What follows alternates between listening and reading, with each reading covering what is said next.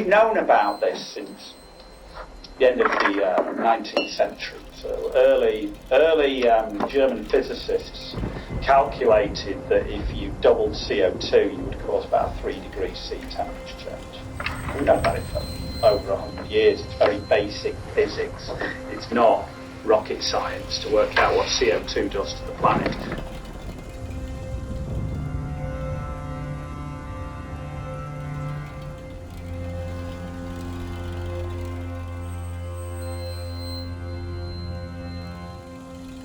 You've got about 12 years to save the planet. 12 years to save society. Otherwise, I think Singapore will be the next Atlantis. It will go under the water within about 60 to 80 years. And that's no joke. And so if you love your country, you act on climate change. If you don't love your country, don't do anything about it. That's a very simple message. You have a choice. Do you love Singapore or not?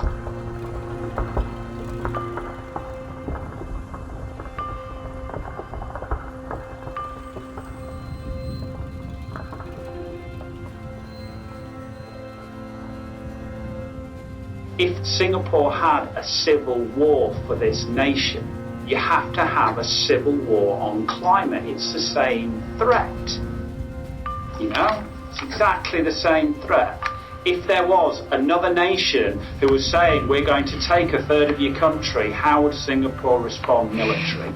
It would invest huge amounts of money, which it already does, to protect its country from its neighbours. Is it investing anywhere near that same amount of money from climate change? No.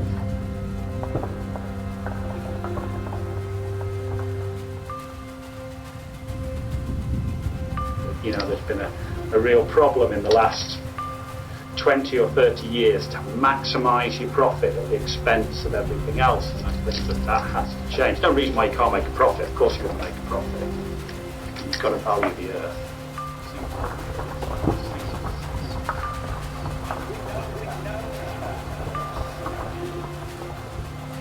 I think with climate change, yes, you can still make money, but you have to perhaps not make as much money as you potentially could, because you're going to place a value on the earth.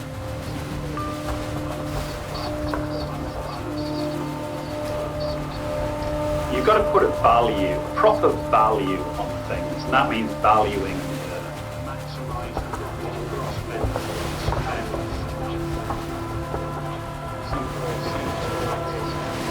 You can think about a term called environmental determinism.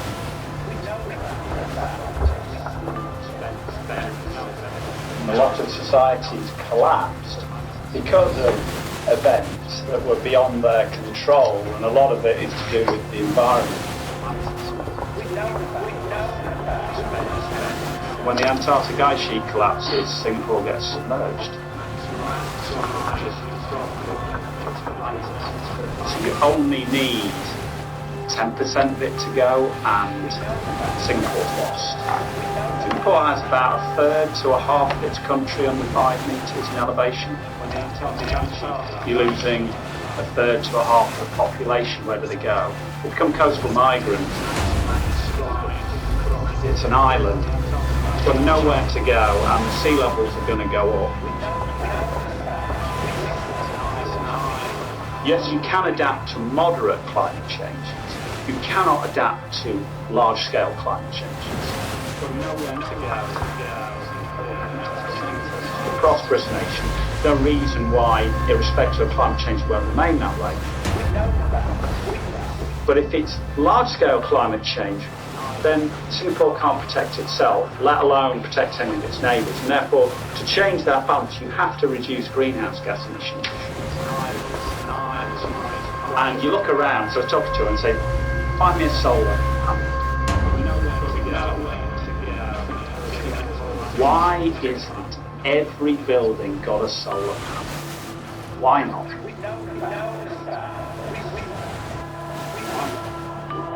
Singapore, just like everywhere else, is in the hands of the petroleum companies.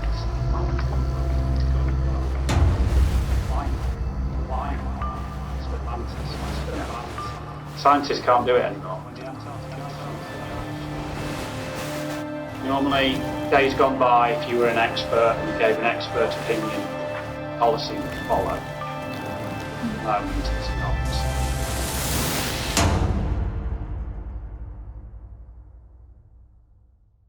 It's very, very bleak if you don't do anything, but whatever you're going to talk about in your thing, you've got to offer hope, and the hope is a choice. You've got 12 years. Act on it. And then we don't have to worry about this.